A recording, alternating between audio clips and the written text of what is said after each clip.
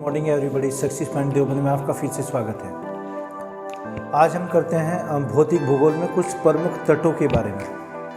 तो जैसे तट होंगे फ्योर्ड तट या रिया का तट या डाल्मेशियन का तट, हैफा तट, इनमें सब में क्या डिफरेंस होता है और ये कहाँ बनते हैं, किसके द्वारा निर्मित होते हैं। इससे परीक्षा में क्वेश्चंस पूछे जाते हैं। तो ग्लेशियर के बारे में हमने पहले भी चर्चा की थी। इसमें कौन सा तट होगा जो ग्लेशियर के द्वारा बनता है, कौन सा नदी द्वारा बनता है, कौन सा समुद्र के द्वारा बनता है, तो अलग अलग विस्तार से जानेंगे। पहले हम देखते हैं फ्योर्ड तट, है ना। फ्योर्ड क्या होता है, जो कोस्ट होगा फ्योर्ड, ये क्या होता है देखना। हिमानी होगी एक, हिमानी को हिमनद या फिर हम ग्लेशियर कहेंगे।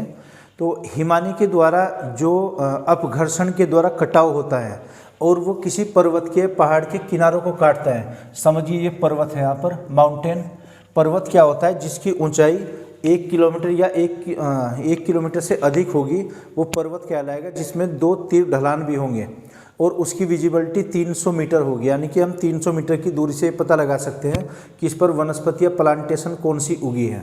उस चीज़ को हम क्या कहते हैं, पर्वत, माउंटेन, शॉर्ट में माउंट। तो अगर ये दोनों तरफ माउंट्स दिए हुए हैं, पर्वत, ये भी पर्वत है और ये पर्वत, समझो ए पर्वत और बी पर्वत, इसमें ये ग्लेशियर है यहाँ पर, है ना।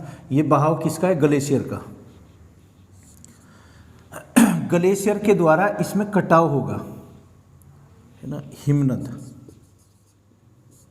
हिमनद, क्योंकि फ्योर्ड की स्थिति हिमनद के द्वारा बनेगी। क्वेश्चन ये भी आया हुआ है कि फ्योर्ड किसके द्वारा निर्मित होते हैं, तो आंसर आ जाएगा हिमनद, ग्लेशियर के द्वारा। ग्लेशियर से इसके किनारे काट दिए जाएंगे, इस पर कटकनुमा आकृति बनेगी एक। कटक क्या होते हैं, जो परपेंडिकुलर, है ना, विभिन्न अवस्थाओं में उबड़ खाबड़ स्थिति जो कटाव की होती है उसे हम कटक बोलते हैं। इंग्लिश में रिज हो जाएगा, RIDG, रिज। तो ये क्या बनते हैं यहाँ पर, कटक जो बनेंगे, इन कटकों को हम फ्योर्ड बोलते हैं। ये क्या हो जाएंगे, फ्योर्ड।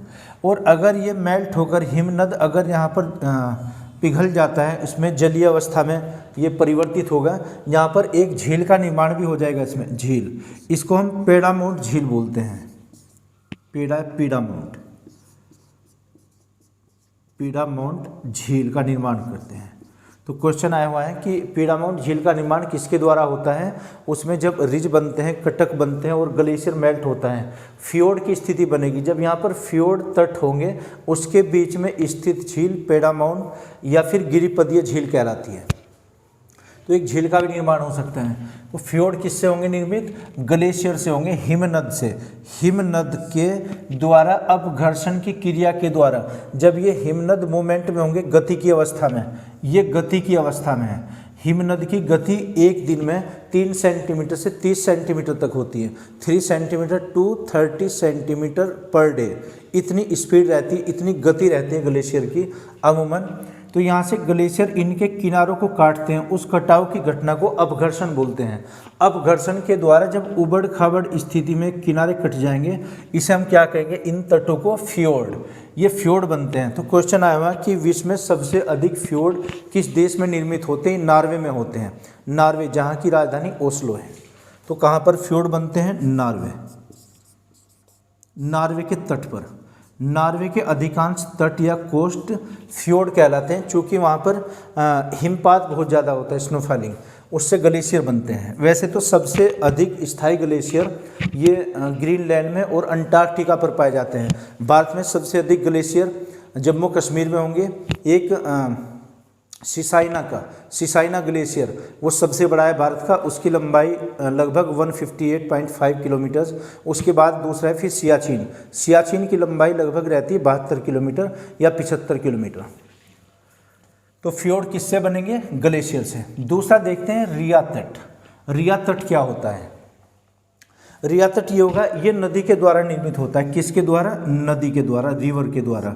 अगर कोई रिवर उसमें दबाव के कारण यहाँ किसी पर्वत को या ऊंचा जो भूस्थल होगा उसको काट देती है, उसका जो ये तट होगा ये क्या कहलाएगा, रिया तट। रिया तट और एक रिफ्ट घाटी भी होती है। इन दोनों में फ़र्क समझिए, दोनों में क्या होता है। जहाँ पर रिफ्ट बनती है, रिफ्ट को हिंदी में हम कहेंगे ब्लॉक माउंटेन, जैसे दोनों तरफ बनते हैं, या रिफ्ट या भ्रंश घाटी बनती है। भ्रंश, रिफ्ट मीन्स भ्रंश, हिंदी में भ्रंश, इंग्लिश में रिफ्ट बोलते हैं, RIFT। उसमें एक ऊपर की तरफ से नीचे की तरफ उसमें फोर्स लगेगा, एक दबाव, यानी कि अपर फोर्स, जो नीचे भूमि धंस जाएगी उससे, और वहाँ पर एक घाटी का निर्माण होगा, उसको भ्रंश घाटी या रिफ्ट वैली। उसमें अगर पानी का बहाव होता है किसी जल स्रोत द्वारा, उसे हम कहेंगे रिफ्ट रिवर, यानी कि भ्रंश नदी। लेकिन ये तो नदी के द्वारा ही कटाव होगा। अगर नदी यहाँ से तट को काटती है, इसमें एक घाटी का रूप ले ली थी, अब ये तट क्या कहलाएंगे? ये रिया तट कहलाएंगे। रिया, ये दोनों तरफ क्या बन जाएंगे? रिया बनेंगे यहाँ पर, रिया तट। तो क्वेश्चन आया हुआ है कि भारत में रिया तट कहाँ पर अधिकांश बनते हैं? ये पश्चिमी घाट पर बनते हैं। पश्चिमी घाट यानी कि जो महाराष्ट्र का घाट होगा। भारत में 9 ही राज्यों में कोस्टल लाइन है। कौन कौन से राज्य हैं वो? गुजरात, महाराष्ट्र, गोवा, कर्नाटक, केरल, तमिलनाडु, उड़ीसा, आंध्र प्रदेश और पश्चिम बंगाल। इन 9 राज्यों में तट या सीमा रेखा होती है, तटीय। और सबसे अधिक जो कोस्टल लाइन होगी गुजरात की होगी। दक्षिणी भारत में सबसे अधिक तटीय सीमा रेखा वो आंध्र प्रदेश की होगी। अगर इनमें रैंक आ जाती है लगाने के लिए कि सबसे अधिक तट रेखा वाला राज्य कौन सा होगा? गुजरात। गुजरात के बाद में आंध्र प्रदेश। तो 9 राज्य हैं भारत में जिसमें कोस्टल लाइन होती है, यानी कि तट रेखा होती है। लेकिन जो पश्चिमी घाट वाले होते हैं, पश्चिमी घाट पे कौन कौन से स्टेट्स आ जाएंगे? महाराष्ट्र, गुजरात, गोवा, कर्नाटक और केरला, ये 5 राज्य होंगे। इसमें जो महाराष्ट्र का क्षेत्र होगा वो पश्चिमी घाट, सह्याद्री की जहाँ पर पहाड़ियाँ हैं। दक्षिणी भारत की अगर हम बात ऐसे करते हैं, ये दक्षिणी भारत, गुजरात और यहाँ पर महाराष्ट्र आ जाएगा, ये गोवा होगा, ये कर्नाटक और ये केरल, ये राज्य होंगे। गुजरात, महाराष्ट्र, गोवा, कर्नाटक, केरल, ये 5 राज्य। इनमें जो महाराष्ट्र का तट होगा, ये महाराष्ट्र, ये रिया तट बनाता है। ये कहाँ पर बनेगा? महाराष्ट्र में। महाराष्ट्र, महाराष्ट्र का तट रिया, रिया तट, ये रिया तट कहलाएगा। इनको जो जहाँ पर पहाड़ियाँ, सह्याद्री की पहाड़ियाँ भी हैं और बाद में एक कोंकण का क्षेत्र आएगा। इनके तट को एक कोंकण भी बोलते हैं। वहाँ एक जनजाति भी कोंकण होती है जो गोवा से मिलती जुलती है। फिर गोवा का तट आ जाएगा, नीचे फिर कर्नाटक और केरला का। मालाबार भी इसको कहते हैं। और ख़ास तौर से अगर देखा जाए महाराष्ट्र को, महाराष्ट्र में सह्याद्री की पहाड़ियाँ होंगी या कोंकण तट आ जाएगा। उसमें जो बनावट होगी, यहाँ पर कटक होंगे ऐसे बने हुए, तो महाराष्ट्र का तट रिया तट कहलाएगा। कौन सा तट होगा? सह्याद्री की पहाड़ियाँ। ओके, आगे बढ़ते हैं। हैफा तट, हैफा तट क्या होता है? हैफा तट ये समुद्री जल के द्वारा बनेगा, सागर या समुद्र के द्वारा। इसकी बनावट किसके द्वारा होगी? या तो सागर के या फिर समुद्र के द्वारा होती है। समुद्र, सी वाटर। देखना, सी ये जलीय भाग होगा। जलीय भाग की जो गति होगी स्थलीय भाग की तरफ आएगा, तो दोनों ऐसे, ये स्थलीय भाग होगा और ये जलीय भाग। समुद्र या सागर की लहरें होंगी, समुद्र या सागर की लहरें इस तरफ चलेंगी।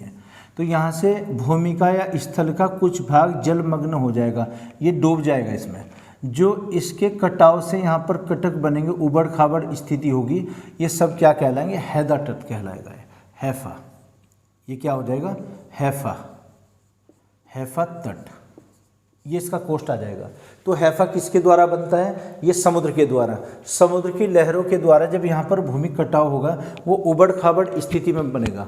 और उबड़ खाबड़ स्थिति जब होगी, वहाँ पर कुछ झील नुमा आकृति बन जाएगी। अगर इस पर कहीं झील बनती है, समझिए पानी यहाँ तक आया और एक इस पर अवरोधक हो गए, कुछ बाउंड्री होगी। अब यहाँ पर पानी ठहरने लगेगा और जब यहाँ पर पानी ठहरेगा, अब ये क्या बन जाएगी? एक झील बन जाएगी। इसके किनारे जो झील बनी रहती हैं, जिसमें समुद्र का पानी आएगा इधर से, ये समुद्र का पानी इस झील में यहाँ पर अवरोधक होंगे, है ना। अवरोधक से पानी रुकने लगेगा और ये झील का निर्माण करेगा। इस झील को हम क्या कहेंगे? लैगून। ये झील क्या होती है? लैगून बनाती हैं, लैगून। लैगून, भारत की जो सबसे बड़ी लैगून झील है ये उड़ीसा में, चिल्का झील। अगर हम बात करते हैं लैगून की, उड़ीसा, भारत के उड़ीसा राज्य में सबसे बड़ी लैगून झील बनती है, जिसका नाम क्या हो जाएगा? चिल्का झील। चिल्का झील एक लैगून झील का उदाहरण है ना। तो ये हैफा तट किससे बनेगा? हैफा तट पर ही लैगून झील बनती है।